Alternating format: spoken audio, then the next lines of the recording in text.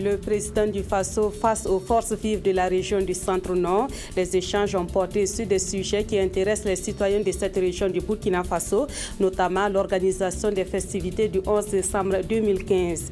Et puis, actualité de la 24e édition du FESPACO, les spécialistes du monde du cinéma et du numérique mènent la réflexion sur la production d'œuvres de qualité. Ils se sont réunis lors d'un colloque ouvert ce mercredi à Ouagadougou. Voilà pour la une de cette édition sur la RTB. Bienvenue à toutes et à tous et merci de nous suivre. En marge du lancement de la révision des listes électorales à Kaya, le président du Faso a rencontré les forces vives de la région du Centre-Nord.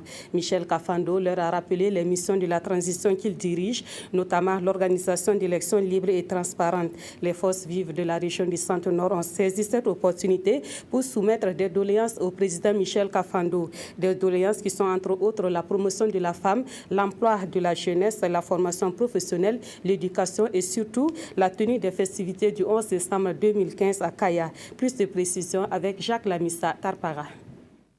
Les forces vives de la région du Centre-Nord s'engagent à soutenir les organes de la transition. Ils l'ont dit au président du Faso à Kaya. Mais les différentes composantes représentées ici ont surtout exprimé leurs préoccupations et l'organisation du 11 décembre est la principale. Et le ministre de l'administration territoriale, lui, apporte des précisions sur le début des travaux ainsi que les entraves. Le budget du 11 décembre est entièrement pris en compte dans le budget national. Donc, le budget 2015 a déjà pris en compte l'ensemble des projets à réaliser à Kaya. Deuxièmement, les sites pour ces projets-là ont été déjà identifiés. Tout a été bouclé. Et très bientôt, Son Excellence, Monsieur le Premier ministre, viendra à Kaya pour le lancement officiel. Une situation qui prévaut à Kaya et qui mobilise tous les efforts de l'administration ici pour régler un problème qui, en fait, ne devrait pas en être un. Il s'agit de quoi? C'est une zone administrative qui a été occupée par un certain nombre de populations et qui exige maintenant que cette zone-là, qui a été retenue comme site pour l'aire de défilé, donc d'être soit dédommagé ou qu'il soit transféré sur un autre site et qu'il bénéficie, n'est-ce pas, d'aménagement.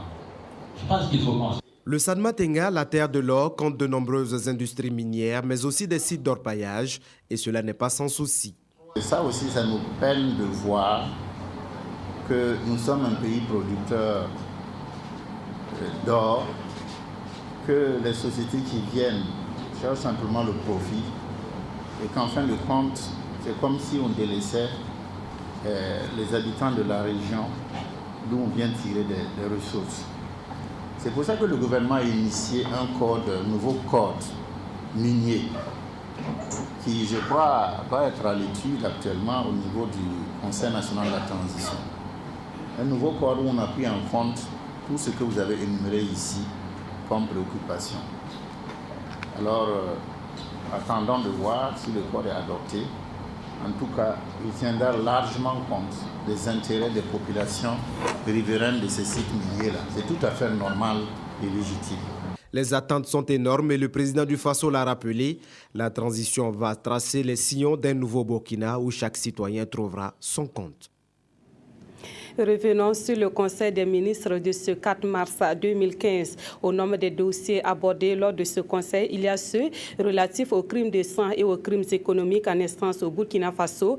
Des dossiers relatifs à la réduction du train de vie de l'État et des mesures économiques ont également été évoqués. Par ailleurs, le Conseil a abordé la question de l'encadrement du bail locatif privé et à la problématique du travail des enfants sur les sites d'orpaillage. On fait le résumé avec Sylvestre Da et Olopoda. Affaire Norbert Zongo, Thomas Sankara, Boukari Dabo, Flavien et Salif Nebié, affaire Guiro, ce sont là quelques grands dossiers de crimes de sang et de crimes économiques en instance à la justice. Le ministre en charge de la justice a fait au Conseil le point sur leur état d'avancement. C'est pour expliquer au Conseil où est-ce que nous en sommes en ce qui concerne les instructions et les procédures et les difficultés que nous pouvons avoir et comment le gouvernement peut soutenir aussi et faciliter le travail, parce que souvent c'est des questions de moyens, c'est des questions d'organisation aussi, c'est-à-dire comment faire en sorte que la justice puisse avancer. Un autre dossier d'actualité, c'est celui des canettes périmées du groupe Obouf. Le ministre Joséphine Ouédraogo rassure que l'affaire suit son cours. L'instruction suit son cours et il a été déjà annoncé qu'il y aura une première étape du procès le 17 mars, donc il faut attendre à ce moment-là. Je pense que la justice aura réuni suffisamment d'éléments pour pouvoir, disons, au moins faire cette première étape du procès. De la réduction du train de vie de l'État, il en a été question au cours de ce Conseil des ministres. Sur proposition du ministre de l'Économie et des Finances, le gouvernement va prendre des mesures dans les jours à venir. Elles visent à réduire considérablement le coût de certaines activités et dépenses de l'État. Il est possible d'économiser sur des postes comme par exemple l'eau, l'électricité, le téléphone. Il est possible d'économiser dans la gestion de la masse salariale, puisque vous savez que suite à des mutations, à des affectations, à des changements de fonction, il y en a qui continuent toujours de percevoir des indemnités qui sont indues. Il y a des mesures aussi qui consistent à maîtriser davantage la gestion du parc automobile de l'État, aussi bien au niveau de l'acquisition des moyens, leur utilisation, le carburant, etc.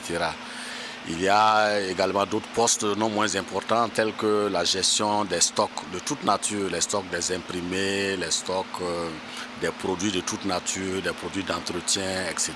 Environ 25 milliards devraient pouvoir être économisés. Le ministre de l'Habitat et de l'Urbanisme, lui, a rassuré le Conseil et partant les Burkinabés que le processus d'encadrement du bail locatif privé est en bonne voie. Nous allons lentement mais sûrement, parce qu'il faut éviter que le test qu'il nous faut adopter ne soit pas appliqué. C'est pour cela que nous prenons tout notre temps pour faire le travail comme il se doit. Donc ce rapport d'étape montre que nous avons déjà fini l'analyse à notre niveau.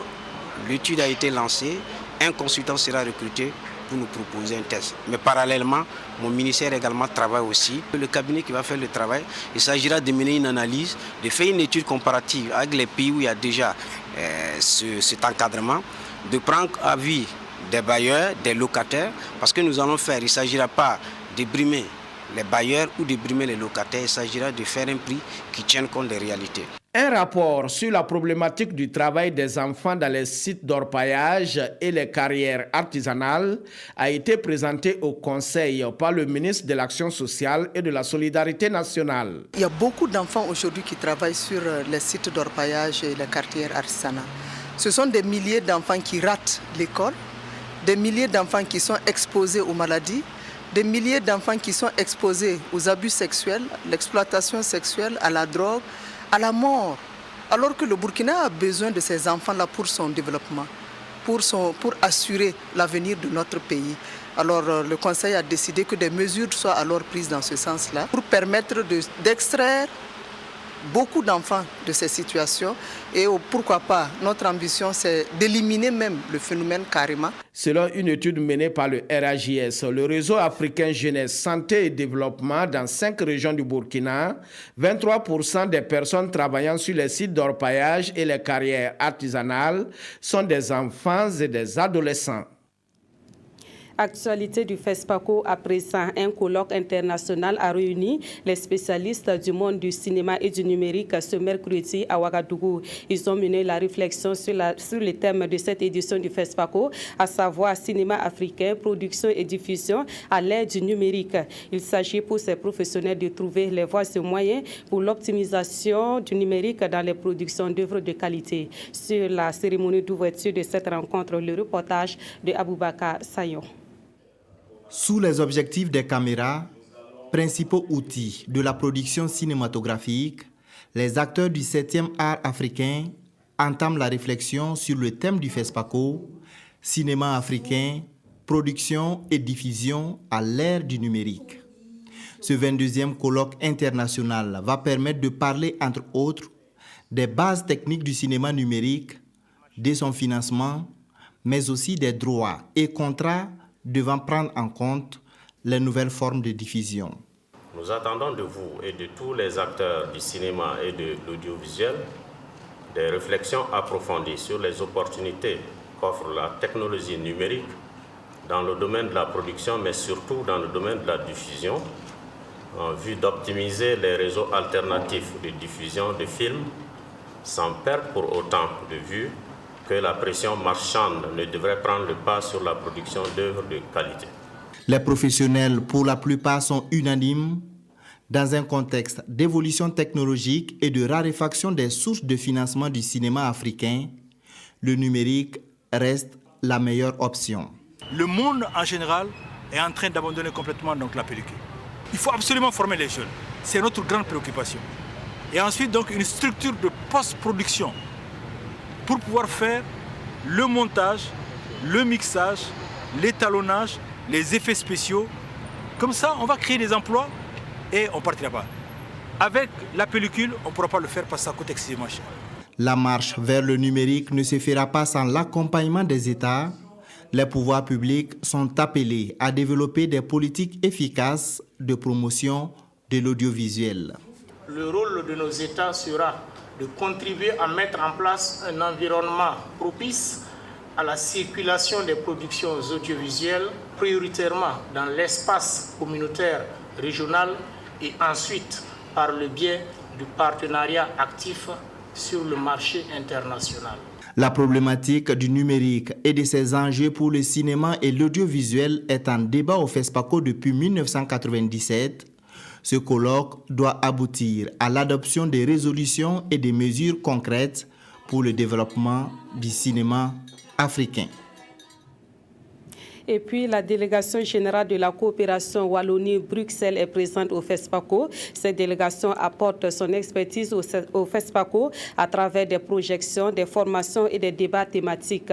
C'est dans ce cadre que la délégation de Wallonie-Bruxelles a organisé une projection ce mardi au Centre national de presse Norbert Zongo. À l'affiche, l'irrésistible ascension de Moïse Katumbi, un film du réalisateur belge Michel Thierry. On voit cela dans ce reportage de Moukounda Biri.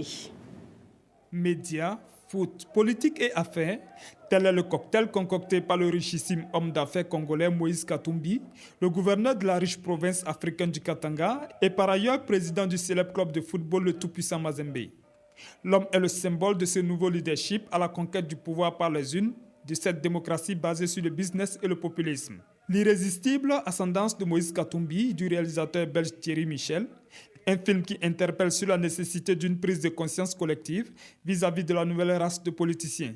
C'est une réflexion qui demande toujours au peuple d'être vigilant, parce que ce soit par un coup d'État ou par les élections, le pouvoir est toujours redevable au peuple. C'est le peuple qui donne le pouvoir aux dirigeants, mais le souverain primaire, c'est le peuple. L'irrésistible ascendance de Moïse Katumbi, La Tortue, L'Homme de sable, le cinéma de Thierry Michel, sont entre autres la filmographie qui symbolise la présence des films de Wallonie-Bruxelles à cette 24e édition de la Biennale du cinéma africain. Pour la coopération belge, le FESPACO est un cadre idéal pour la promotion du 7e art. À ce rendez-vous du donner et du recevoir de l'art cinématographique, l'apport de la délégation de Wallonie-Bruxelles à cette édition se matérialise par l'encadrement pédagogique de jeunes réalisateurs burkinabés à travers l'organisation de masterclass et l'animation de colloques. Nous sommes présents à chaque édition par la venue d'une délégation importante suivant les éditions, mais il y a toujours une délégation assez importante de réalisateurs, producteurs, diffuseurs, organisateurs de festivals, pour ne citer que cela, sont les principaux professionnels que nous souhaitons mobiliser ici au FESPACO. Ils viennent donc en quelque sorte enrichir le programme du FESPACO.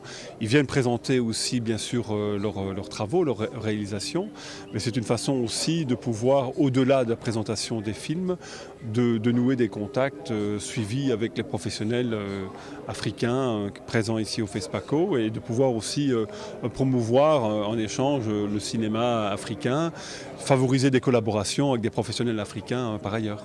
Wallonie, Bruxelles et le Burkina, c'est aussi une histoire vieille de 3 décennies de coopération dans divers domaines de développement. Cette coopération, le délégué entend la renforcer par la promotion du cinéma africain en Europe et l'encouragement de projets de réalisation en cinéastes burkinabés et belges. Les professionnels de la communication et de l'audiovisuel burkinabé ont désormais un nouveau cadre de concertation. C'est une structure associative portée sur les fonds baptismaux ce mercredi 4 mars à Ouagadougou. Et c'est une association dont l'initiative est de Béatrice Damiba, ancienne présidente du Conseil supérieur de la communication. Elle a d'ailleurs été désignée à la tête de cette association. Plus de précisions avec Maxime Zongo. Offrir à l'ensemble des acteurs de la filière de l'audiovisuel des conditions favorables au développement de leurs activités, voilà la principale motivation de la création de cette structure associative. C'est un regroupement de créateurs, compositeurs, distributeurs, responsables de sociétés de radiodiffusion et télévision venues d'Afrique et d'ailleurs. Nous avons tous constaté ces derniers temps une dynamique dans le secteur, dans les industries culturelles en Afrique, dans tous les pays d'Afrique. Mais en même temps que se développe et s'accroît cette dynamique des industries culturelles, en même temps que se dynamise ces secteurs et que se développent les industries culturelles, il y a une menace grave qui fait que ces acteurs des industries culturelles n'arrivent pas à jouir vraiment sur un plan financier et sur un plan social de leurs œuvres. Faire connaître et promouvoir la contribution de la création audiovisuelle, défendre et protéger les intérêts économiques des créateurs, favoriser la mise en place d'un environnement législatif et réglementaire, voilà entre autres les défis à relever. Le piratage étant de nos jours l'une des entraves majeures au développement de la création, la structure se donnera les moyens afin de contribuer à l'anéantir ou à défaut réduire ces menaces. C'est à l'unanimité que les participants ont porté Béatrice Damiba à la tête de la structure. C'est la fin de cette édition. Merci de l'avoir suivi. Passez une excellente suite de programmes sur la RTV et à demain.